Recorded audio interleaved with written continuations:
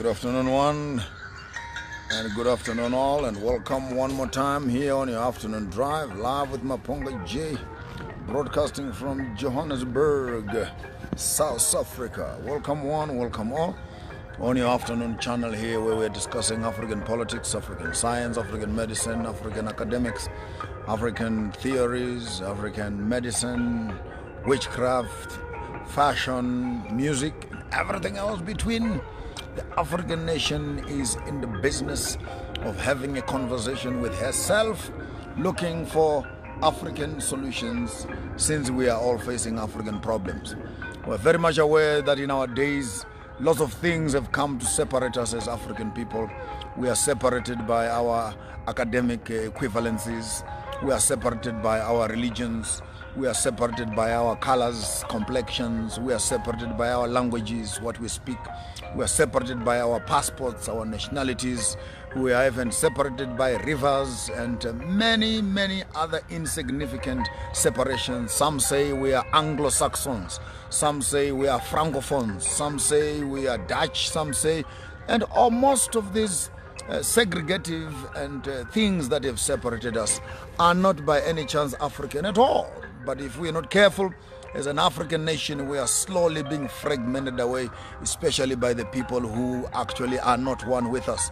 It's high time that Africa begins to have one conversation, one nationality, one passport, one currency. I mean, look at Asia, look at India, look at America, look at Europe. The amount of success that can be achieved when people are working in a corporate group is far much more than when the European community has fragmented us into small little nationalities between the Zulus and the Shonas and the Swazis and the Tswanas and the Lozis and the Bembas and the Kikuyus and the Bugandas, the Ibos, and all these small little fragments are not here to put us together as a nation, but rather to fragment us as a nation. I again still want to announce to everybody out there, particularly in the southern part of Africa, that we are seriously at an advanced stage of putting together this huge concept, which I want all of you to become part of, the Ubuntu Nation. Ubuntu Nation. You have heard me speak about it for the past couple of months. Ubuntu Nation, Ubuntu Nation. Very soon I'll be putting out some information out here, some few documentations for you to read and begin to apply your mind as you preparing yourselves to become part of this huge and grand nation where we're going to own our own land, own our own resources, restore our indigenous knowledge systems. Lots of brains and thinking has already gone into this process so that we can usher in a new day for the entire African people. And I'm excited to tell you that appointments are already happening, and the spirits of the land are guiding. Spiritual people are at the helm of this organization, advising us across the nations, from Americas to Asia to the top parts of Uganda, Northern Africa, Southern Africa, and beyond. And the whole concept of our totems, the buffaloes, the elephants, the rhinoceros, and the crocodiles are all going to come together into beautiful, beautiful tapestry, a beautiful collage of our new dispensation, which we are preparing for our own African children. But anyway, today I'm not here to be discussing Ubuntu Nation. I want to discuss just one little issue. In South Africa today, it has been a day of voting. A day of voting. What are we voting for? They say we are voting for democracy, voting for a democracy in South Africa. A democracy in South Africa. Well, I have my own reasons and my own sentiments around these issues of Western democratization and Western forms of governance in our continent of Africa. And I would want to ask something, or maybe suggest something in passing, that will rather awaken you and shake you a little bit, especially after you have voted or while you are still on your way to voting. And it is that all the civilizations that have come and gone in the past, they are born of contention and they are born of failure, and their level of failure has been always on the morality of those nationalities. And if you look very carefully, my only problem that I have mostly with our democratic systems of governance, which have been put and imposed on the African people, is that democracy has no morality. Democracy has no morality. Democracy has no ethics. Democracy has no religion. Democracy has no spirituality. Democracy has nothing that it believes in. Democracy has no family. Democracy has no children. Democracy has no wives. Democracy has no economy. Democracy has no respect for anything. In fact, if you look around the democratic system, what makes it even very, very spurious and very complicated is that they say that we are democratic, you are free. And the first person who must be free in any democratic system is the individual. So right, let's start right there. If the individual is free, the individual is free to what? The individual is free to be themselves. The individual is free to govern, to think, to express themselves as individuals. But alas, when you look at all the democratic system, the individual is not free. The religion of the colonizer is the religion of the democratic system. So that in as much as you say that you are free in a democratic country, you are not free to practice your own ethnic practices. You are not free to practice your cultural practices. You are not free to have the land on which you live in. You are not free to trade the way you want to trade. You are not free to live your life as an indigenous person in a democratic system. They say this is our democracy. I beg to differ. There's no African person who can say that this is our democracy, because the very concept of democracy is not owned by black people. It is a foreign plant on the African soil. When they say we are democratic and we are free to what? We are free to act like whites. We are free to eat like whites. We are free to worship like whites. We are free to dance like whites. We are free to buy like whites. We are free to work like whites. We are free to be educated like whites. We are free to suffer while white people are supervising the suffering, and that is democracy. You are free to vote, but you don't vote for your own freedom.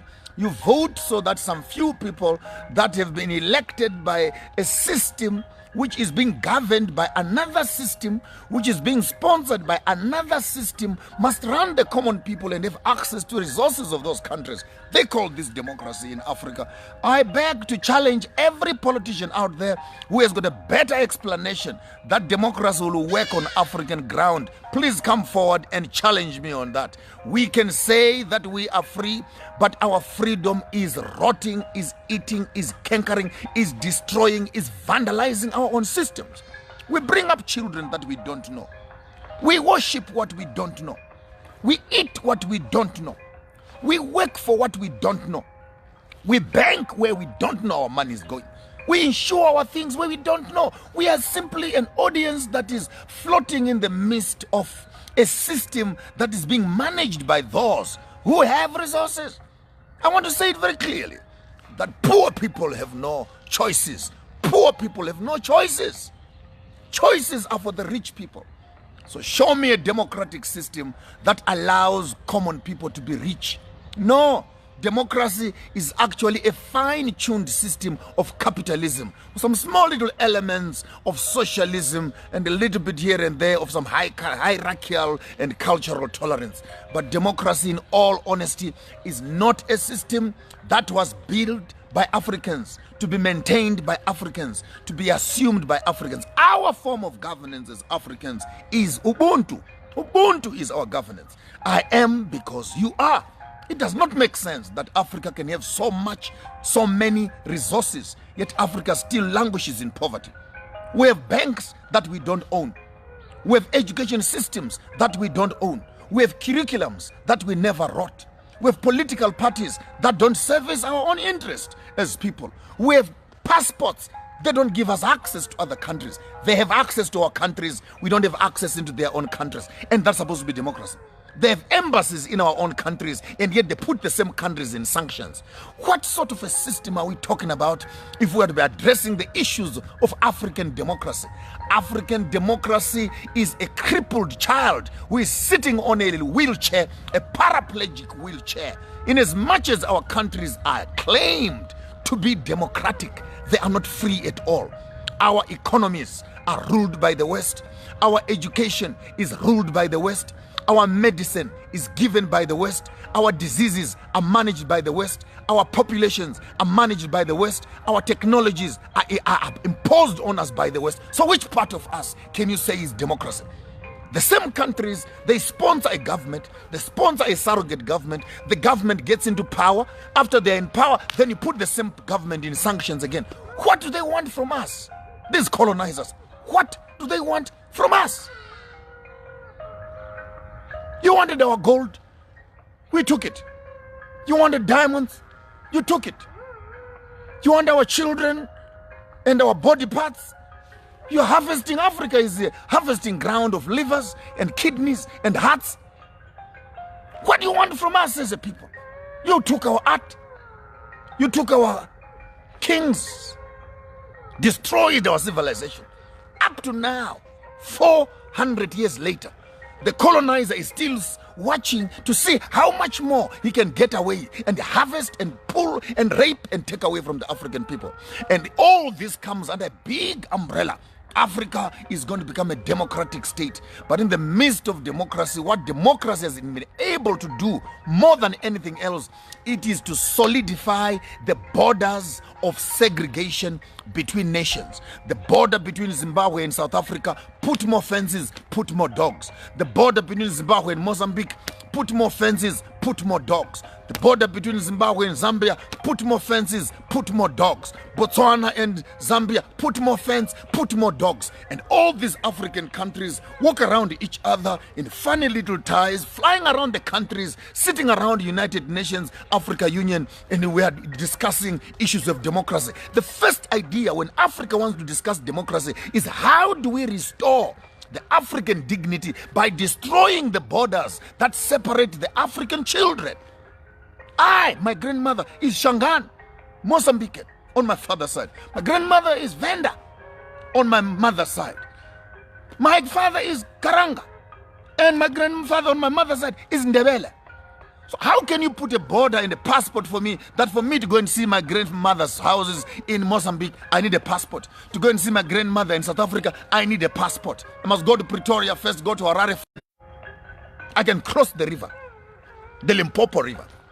And this is the form of the democratic Africa that our leaders are constipated with. I'll spill the beans as loud as clear. African democracy identifies a few educated, parodic Africans who become political parties. And they talk in cahoots with the funders, the colonizers. They walk into power not to help the African people, but to look after themselves and maintain the system for the colonizer. So you walk up to me and tell me right now, South Africa is free. We still don't have the Reserve Bank in our hands. 25 years later, all the insurance policy companies are white. Black people, we only run funeral parlors and taxis. That's all black people own. Funeral parlors and taxis. Insurance companies are in the hands of the colonizer. The banks are in the hands of the colonizer. Manufacturing industries are in the hands of the colonizers. The pharmaceuticals are in the hands of the colonizers. Medicine, clothing in the hands of the colonizers. Technology in the hands of the colonizers. Small little black boys who graduate from universities and black girls, all they do is to work for people who are putting on shorts. Uneducated, some of them, by the way. They have inherited wealth from their own fathers and they run these countries, and that is supposed to be democracy. In fact, democracy says don't disturb the status quo, don't tamper with the financial market of the country, because if you tamper with the finances of the country, your country is going to become unbankable, your country is going to go down, the economy is going to go down. Hell no. Whose economy? Show me one black person who has money. Show me one black person who owns an industry. Show me one black person who owns a pharmaceutical company, who owns a manufacturing industry. You'll be shocked to discover we are still slaves and servants working for the colonial system. Take note, I'm not insulting any political party, but I want to insult their insensitivity that they walk around and campaign. I am saying this from Nigeria to Uganda to Kenya to Ghana, to Zimbabwe, to South Africa, to Botswana, anywhere in Africa. Tell me one political leader who has made an intentional business of improving and establishing factories for his own people. Sit around approving business budgets for what? Just take that money, open industries, take that money, open up mines, take that money, open up agricultural farms, have food for your people, employment for your people. How complicated can that be? The model to follow is Dubai. Look at Emirates. They have nothing. All national fund. Use the national fund to make Dubai a capital city of industry for the whole world. Here we are in Africa. We have cocoa, we have bananas, we have coal, we have platinum, we have diamonds, we have oil, we have weather, we have tourism, we have everything. But in the midst of all these resources, our African people are still languishing in poverty. Can I ask you, the intelligent ones, what is the problem of Africa? What is the problem? We have the resources, we have the universities, we have the education, we have the skills. What is the problem? The problem is we are trained to maintain a system that does not benefit us. We go to school to learn to maintain that system. We train our children to look after the system. Our political system has no will at all to empower the local people. It has no will. There's no political party that wants to remove bread from the mouth of the white man. That's a fact. Because all these political leaders are eating with the colonizer. So how can you destabilize a system that is giving you food? So it's the typical state where Uncle Tom kind of boys who now are being told, you are not like them. You are a better black than them. Please, you can eat here. You can sign here. You can own this also and that. And before you notice it, 5 years, 10 years later, our political leaders have just become rubber stamps in government for pushing a European colonized agenda. I'm still looking for a country that will take its own resources and improve its own infrastructure. I challenge all the African political heads across Africa. Go to Dubai, not to shop. Go and study. Go and study how a place that has nothing has been able to change its course from a desert to a capital city of shopping in the world. Go there and study. And many of you who are here always insulting me about Christianity, some of the most prosperous countries in the world are non-Christian at all. Look at China. Look at India. They are succeeding. Do they even believe in Jesus? So stop making economic issues religious issues. We need to start looking at politics and these political issues head on and look for real solutions. And many of us who are in the business of praying, for how long shall the African continue to pray? 500 years later, still praying, calling on the name of Jesus. What answers does he give us for land? What answers does he give us for poverty? What answers does he give us for sicknesses and disease? What answers does he give us for land? So stop being too obsessed with cliches of religion that lock you and paralyze African function. The African soul and conscience is trapped in the religion and the spirituality it has been given under the Christian banner and Islam banner, whereby the African child has become twice a slave to the master who governs him and to the religion that manages his conscience. I want to say it publicly.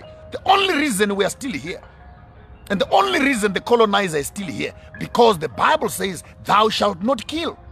That's why they're still here. If we did not have the Bible that says, thou shalt not kill, tell me what we would have done with the colonizers up to this very day. I'm not lying. You can come and lock me up and call this hate speech.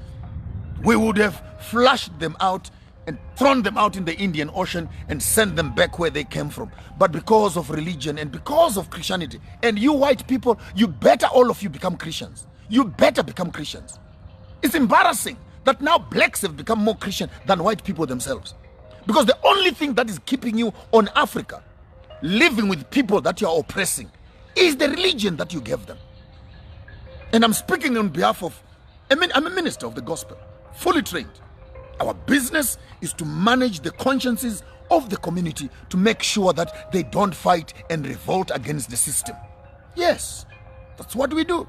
We teach the people how to dress, how to treat Mlungu, how to look for jobs, and how to become yes boss, yes boss, yes boss, and how to work together. And at the end of the day, the system we have been given is not there for the liberation of the African people. I challenge the political systems, challenge EFF, challenge ZANU-PF, I challenge ANC, I challenge all the political parties, wherever you are. When you win, when you lose, go to other countries and study and see how they have nationalized their resources so that those resources can benefit the local people.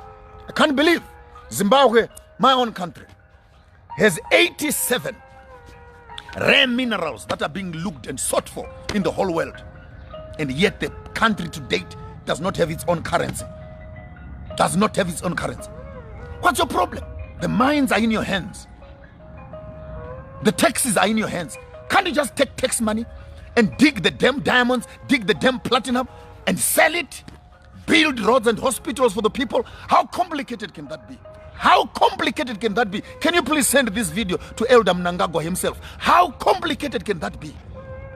No, there must be a board, a barrow, there must be a committee, there must be what? A board that will process things, and before the money even comes there, all the hungry political leaders are in the pot, harvesting and stealing the same money from the same coffers that's supposed to be helping the community.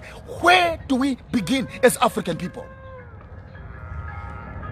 We're constantly running on hungry stomachs, and hungry stomachs don't make politics at all. And I want to say, as I said at the beginning, our problem in Africa, our problem is democracy. And democracy has no spirituality. Democracy has no God. Democracy has no ethics. Democracy has no morality. Democracy has no conscience. Democracy assists colonialism to survive more. Put a system that maintains the colonial system. If you want to fight with me, I can write a research paper on that, but that's a fact. That's a fact. You walk into power, you destabilize the system, they put you on sanctions, put your economies into quarantines and into chaos. There you are again begging and crawling on your feet, looking for the Western world to approve, give you loans and etc. How long will you, as my African people, how long will it take you to wake up from your sleep and slumber of eating the lollipops of Western civilization? And one of the biggest poisons that we have eaten in Africa is the poison of democracy, which teaches us not to respect anything. I'm here to advocate for Ubuntu nation. Every man must look after his own family. Put R1, $1 per day for every member of the family who is living with you. Start a savings plan. 52 million people in South Africa, 17 million people in Zimbabwe, 2.5 million people in Botswana, 2.3 people in Swaziland.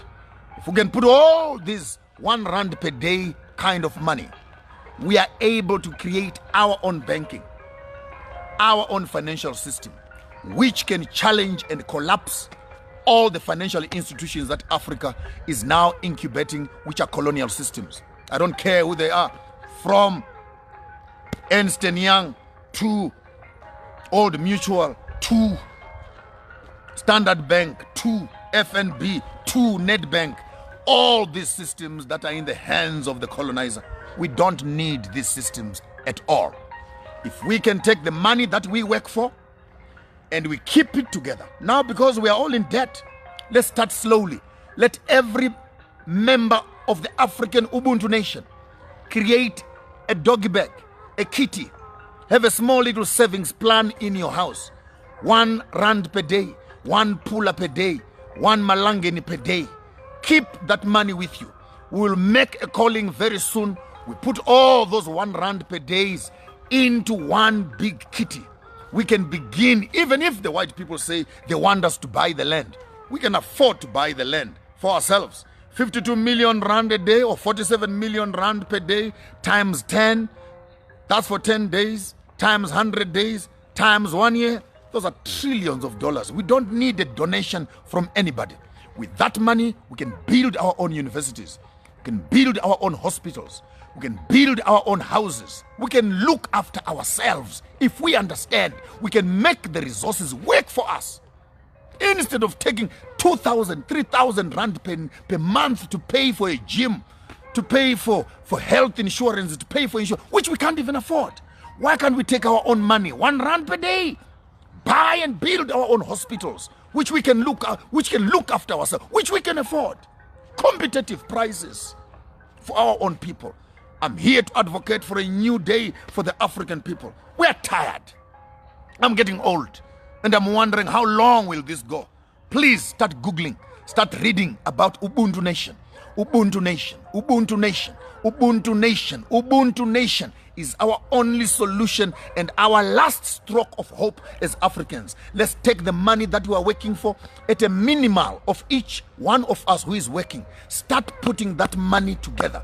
Before the end of this year, we will open up an account which will be thoroughly transparent to the whole continent for everybody to see where your money is going. We'll start using this money for the development of the Ubuntu concept, then spread it over into all the countries, and we can begin to have our own savings plan, which can build our own infrastructures. And the issues of politics and governments, we can always deal with them a bit later on. I'm not interested in politics. This is not a political party.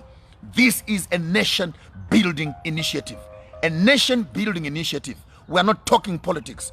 Time for politics is over. We have given political leaders from 1945, 1960, more than 68 years of democracy. But each democratic country has made its people poor and poor. And no one wants to admit that we cannot run this system. It's failing us. It's failing us. Politicians are saying too much, saying too much, saying too little, doing too little, speaking too much, doing very little. It's high time we take our economy into our own hands. And when we have our economy in our own hands, we can determine the politics of every country, determine the health of our people, determine the entertainment of our people, determine the fashion of our people, determine the industries of our people, determine the hospitals of our people, midwifery for our own children, education for our own children, land for the future generation, and preserve the things that we think they're important to us. Ubuntu Nation, Ubuntu Nation starts with you as an individual. Tonight, buy, organize a nice little bucket, a kitty in your own house. From the beginning of the year to date, put 1 rand, 1 rand, 1 rand, 1 rand, 1 rand, $1, $1, $1, one puller, one puller, one puller for all your children. Let's see how that kitty looks at the end of the 3-4 months, when 10, 15, 20 families can begin to put all those 1 rand per day initiative into one kitty. We can begin to talk about our families, we can begin to talk about our communities, then we can begin to talk about our nation, ultimately our continent as a whole. I'm here to advocate the initiatives of Ubuntu. Ubuntu, Ubuntu Nation is our passport out of poverty. You accept this, Africa will go forward. You refuse this, go back into slavery for another 2, 3, 500 years until you wake up to discover the solutions of the future are buried in the processes of the past. There's nothing more I can do for you. You can tell them they can come and pick me up here. They can come and kill me. I've said what was in my heart. Africa needs a solution. The solution is not going to come from donor money. The solution will come when Africa begins to make its own savings plan and build for itself its own infrastructure to protect and secure the future that we are looking for. Until we meet again tomorrow here on your afternoon drive with Maphonga J. Ubuntu Nation. Ubuntu Nation. It's what we are all about. Take this video and share with everybody else on the continent. It's high time we restore the broken walls of our own kingdoms. I'm here to advocate and announce the break of a new day for the African people. Tell your politicians they must start packing their bags and going where they are being paid for they have not benefited my people at all. Until we meet again tomorrow, same time on your afternoon drive, cut and paste. This is your material. I don't have power over it. Cut and paste. Share, share, share, share on all platforms. Let the message of Ubuntu ring on every continent around Africa. Let the black child know we have a home, and that home is in Africa. The home of the African is Africa. The home of the Africans is in Africa. Yours truly, Maphonga J, Chigaramboko, Ganamashamba Huda, Shira Nawana Wanji. Makumbumana, Mwisindewe Shan. So say we don't meet.